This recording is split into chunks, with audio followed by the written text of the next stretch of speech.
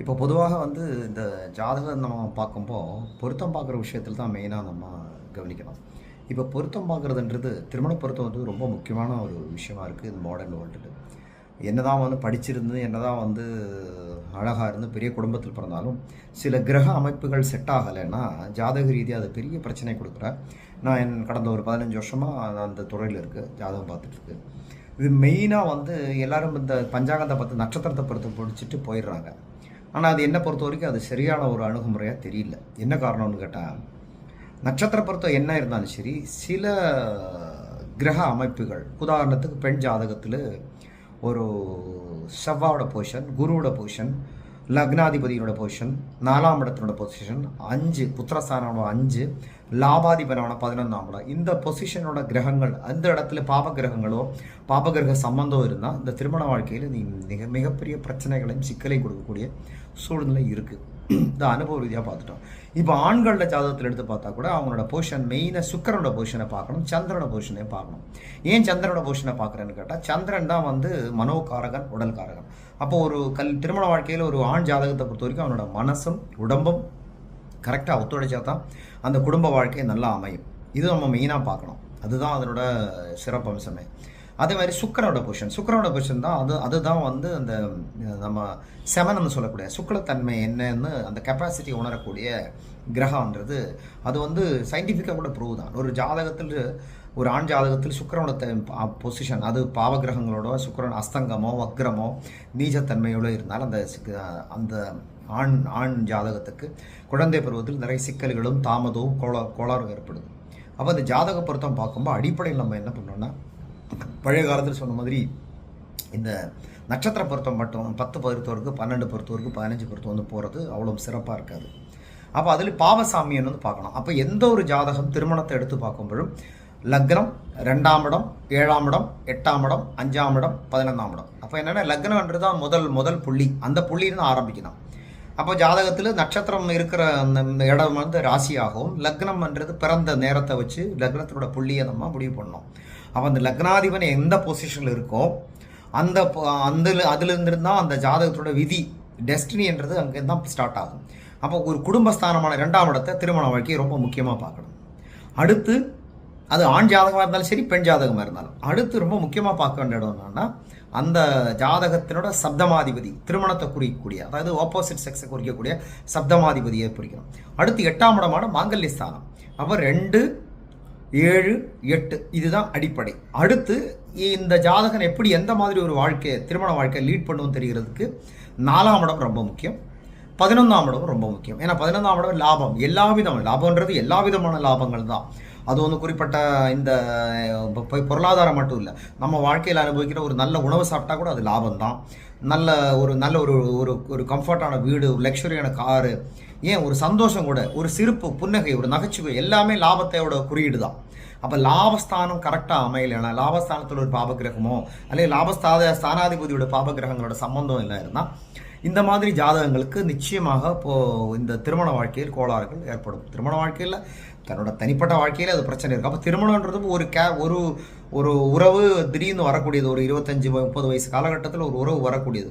அந்த உறவு 2 விதமான சிந்தனைகள், 2 விதமான பார்வைகள் உள்ளவங்க, அவங்க சேர்ந்து பயணிக்கிறதுக்கு இந்த பொருத்தங்கள் ரொம்ப ரொம்ப முக்கியம்.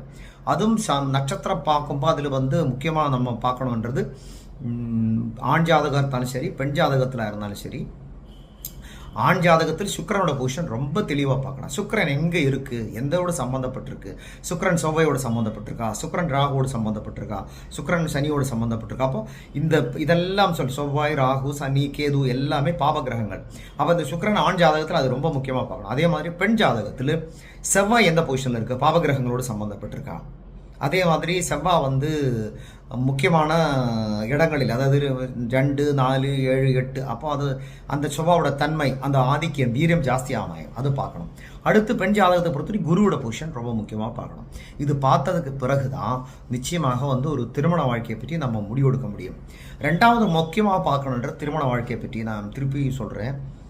எல்லோருக்கும், இந்த வீடியோ பார்க்குற எல்லோருக்கும் ஒரு விஷயம் முக்கியமாக புரிஞ்சுங்க. அது குறிப்பாக பேரண்ட்ஸு பார்க்கும்போது அந்த தீர்க்க பொருத்தம்ன்றது ரொம்ப முக்கியம். உதாரணத்துக்கு இப்போ அஸ்வினி நட்சத்திரத்தில் பிறந்த ஒரு ஆளுன்னு வச்சுங்க, அந்த பெண்ணோ ஆணோ அந்த அஸ்வினி நட்சத்திரத்துக்கு அந்த நட்சத்திரம் ஆரம்பித்த முதல் ஒன்றாவனா 2வது நட்சத்திரமான சுக்கிரன் எடுக்கலாம். அந்த அஸ்வினிக்கு 3வது நட்சத்திரமான அஸ்வினி, அது அஸ்வினி பரணி கிருத்திகை எடுக்க முடியாது. ஏன்னா அது வந்து 3வது தாரைன்றது, ஒரு நட்சத்திரோட 3வது தாரைன்றது வதத்தாரை. அடுத்து 7வது தாரை வதத்தாரை. அப்போ அஸ்வினி எடுக்கக்கூடாது. அது முதல் தாரை வதத்தாரை, 3வது தாரை மாரகத்தாரை, 7வது தாரை வதத்தாரை. அப்போ 1, 3, 7 நட்சத்திரங்கள். அப்போ அஸ்வினியிலிருந்து எடுத்தால் பரணி எடுக்கலாம், கிருத்திகை எடுக்கக்கூடாது, ரோகிணி எடுக்கலாம், மிருகசீஷம் எடுக்கலாம், திருவாதிரை எடுக்கலாம், புனர்பூசம் எடுக்கக்கூடாது. இதுதான் ஆர்டர். இந்த ஆர்டரில் அந்த தாராபலம் ரொம்ப முக்கியம். தாராபலம் ஏன் பார்க்குறேன்னா, ஒரு ஜாதகத்தில் தாராபலம் சரியாக அமைஞ்சிருந்தால்தான் அந்த கணவன் மனைவிக்குள்ள ஒரு புரிதல் இருக்கும். ஏன்னா ஒவ்வொருத்தரும் ஒரு மனோநிலையில் இருக்கும், ஒவ்வொருத்தரும் ஒரு மைண்ட் செட்டில் இருக்கும். ஒருத்தன் மனோநிலை என்னன்னு தெரிஞ்சுக்கிட்டு தான் வந்து கணவன் மனைவிக்குள்ள அந்த, ஏன்னா லைஃப் லாங் அவர் லீட் பண்ண போகிறேன், வாழ போகிறேன், அந்த பொசிஷன்லாம் உணர்றதுக்கு இந்த தாராபலம் வந்து ரொம்ப முக்கியமான ஒரு இதாக இருக்கும். அப்போ ஒரு திருமண பொருத்தம் பார்க்குறதுக்கு நீங்கள் எந்த ஒரு ஜோதிடரை போய் பார்க்கும்போது சொல்லணும், தாராபலம் எப்படி இருக்குன்னு கேட்கணும். அப்போ தாராபலம்னா உங்களுக்கு தெரிஞ்சிருக்கணும் அடிப்படை தாராபலம். அப்போ ஒரு அந்த ஜாதகனோட அந்த கணவன், அந்த கல்யாணம் பண்ண போகிற பொண்ணுடையோ பையனுடைய ஜாதகனோட அந்த நட்சத்திரத்தில் முதல் ஏக நட்சத்திரம் வேண்டாம், அது முதல் தாரை. 2வது நட்சத்திரம் எடுத்துக்கலாம், 3வது நட்சத்திரம் எடுக்கக்கூடாது, வர்ஜியம். அது வந்து வதத்தாரை இல்லைன்னா மாரகத்தாரை, அது பிழைத்தாரைன்னு சொல்லலாம். 4 எடுக்கலாம், 5 எடுக்கலாம், 6 எடுக்கலாம், 7 எடுக்கக்கூடாது. அப்போ 1, 3, 7 அந்த திருமண பொருத்தத்துக்கு அந்த தாராபலம் வந்து தப்பு. அவங்களுக்கெல்லாம் புரிதல் தப்பாக இருக்கும்.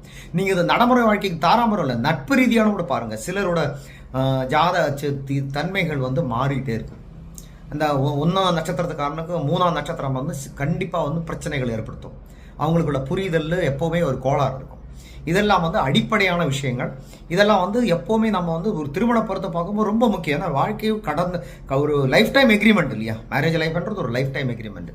அடுத்து ரொம்ப முக்கியமாக திருமண பொறுத்தது நம்ம பார்க்கன்றது 8ஆம் இடம். அதாவது 8ஆம் இடம்ன்றது மட்டும் இல்லை, அந்த ஜாதகனோட சனியோட பொசிஷன் பார்க்கணும். அதாவது ஆயுள் காரகத்துவ கிரகம்ன்றது. திருமணம் பொருத்தம் பண்ணான்னா கல்யாணம் பண்ணி வாழ்றது அந்த ஆயுளோட தீர்க்காயுளோட இருக்கணும். 2 பேரும், கணவனும் மனைவியும் கல்யாணம் பண்ண போகிற 2 பேரும். அப்போ அந்த 8ஆம் இடத்தையும் பார்க்கணும். அதான் மாங்கல்ய ஸ்தானன்றது 8ஆம் இடத்தை எடுத்தது காரணம் அது அந்த ஆயுள் ஸ்தானம் அதுதான், மாங்கல்ய ஸ்தானம் அதுதான் ரொம்ப முக்கியம். நம்ம முன்னோர்கள் ரொம்ப யோசிச்சு தான் வச்சிருக்கு. அப்போ ஒரு ஜாதகத்தின் சனியோட பொசிஷன் என்னன்னு பார்க்கணும், ப்ளஸ் 8ஆம் இடத்தினோட பொசிஷன் என்னன்னு பார்க்கணும். 8ஆம் இடம் வந்து எந்த மாதிரி பொசிஷனில் இருக்குது, 8ஆம் இடத்துல எந்த மாதிரி ஒரு கிரகம். இப்போ 8ஆம் இடத்துல போய் கேது, ராகு, சனி, செவ்வாய் இந்த மாதிரி பாவ கிரகங்கள் இருந்தால் அதுக்கேற்ற மாதிரி அதான் பாபசாமி வந்து பார்க்குறேன். அதுக்கேற்ற மாதிரி அந்த பெண் ஜாதகத்திலோ ஆண் ஜாதகத்திலோ 8ஆம் இடத்திலோ அந்த ராகு, கேது, சனி, செவ்வாய் அந்த மாதிரி பிளானட் இருக்கக்கூடிய ஜாதகங்கள் தான் ஒரே மாதிரி அமைப்புள்ளவரை சேர்த்தா தான் நெகட்டிவ் பாசிட்டிவாக மாறும். இதெல்லாம் நம்ம ரொம்ப முக்கியமாக பார்க்க வேண்டிய, ஜாதக பொருத்தத்துக்கு பார்க்க வேண்டிய முக்கியமான விஷயம். அல்லாத இந்த பஞ்சாங்கத்தில் எடுத்து வச்சிருக்கல 10 பொறுத்தவருக்கு, 12 பொறுத்தவருக்கு, மகேந்திர பொறுத்தவருக்கு, தீர்க்க பொறுத்தவருக்கு, ரெச்சு பொறுத்தவருக்கு, வஷ்ய பொறுத்தவருக்கு, யோனி பொறுத்தவருக்குன்றதெல்லாம் அது பார்க்கலாம், தப்பு கிடையாது. ஆனால் அதிலோட ரொம்ப முக்கியம் இந்த தாராபலவும் இந்த பாபசாமிங்களோட கிரகங்களோட பொசிஷன். 2ஆம் இடத்துல என்ன இருக்குது, லக்னாதிபன் எங்கே இருக்குது, 7ஆம் இடத்தோட கிரகங்களோட பொசிஷன், பாப கிரகங்களோட சார்மை இருக்கா, 8ஆம் இடத்துல பாவசங்களோட சம்மந்தப்பட்ட கிரகங்கள் இருக்கா என்பது பார்த்து தெளிவாக பார்த்ததுக்கு பிறகு தான் வந்து திருமண பொருத்தம் பார்க்கணும். அதுக்கப்புறம் தான் அந்த திருமணத்தை முடிவு பண்ண. நீங்கள் வந்து பொண்ணு படிச்சிருக்கு, அழகாக இருக்குது, பணம் இருக்குது, வசதி இருக்குது, எல்லாம் இருக்குது. ஏன்னா நம்மளை இப்போ சமீப காலம் பார்த்துட்ருக்கு, எல்லாம் கல்யாணம் ஆகி 6வது மாதத்துல அங்கே கல்யாணத்தில் பிரச்சனை வருதாங்க, அங்கே வர்றாங்க. அதுக்கு வந்து கடைசியில் முதல்ல பெருசாக பொருத்தம் பார்க்கல சார், இப்போ தான் சார் பார்க்குறேன். அப்போ தான் தெரியுது அந்த ஜாதகத்தில் ஒன்றும் தாராபலம் இருக்காது, இல்லைன்னா பாவசாமிங்களோட கரெக்டாக பாவசங்களை ஒத்து வந்திருக்காது. ஒரு சில ஜாதகத்தில், ஒரு பெண் ஜாதகத்தில் சுக்கிரனோட பவர் ஜாஸ்தியாக இருக்கும், ஆண் ஜாதகத்தில் சுக்கிரன் வீக்காக இருக்கும். அப்போது கல்யாண வாழ்க்கை என்பது, திருமண வாழ்க்கை என்பது, தாம்பத்திய வாழ்க்கையோட அடிப்படைன்றது அவங்களுக்குள்ள உடலுறவும் லவ்வும் அஃபெக்ஷனும் எல்லாமே தானே. அது சரிப்பட்டு வரலைன்னா அங்கேயும் பிரச்சனை வருது. ஸோ அதனால் இந்த திருமண பொருத்தம் பார்க்கும்போது இது முக்கியமான ஒரு விஷயம்ன்றது எல்லாரும் கருதி கொண்டோடும். இது உங்களுக்கு பயனுள்ளதாக இருக்கும்னு நினைக்கிறேன். நன்றி, வணக்கம்.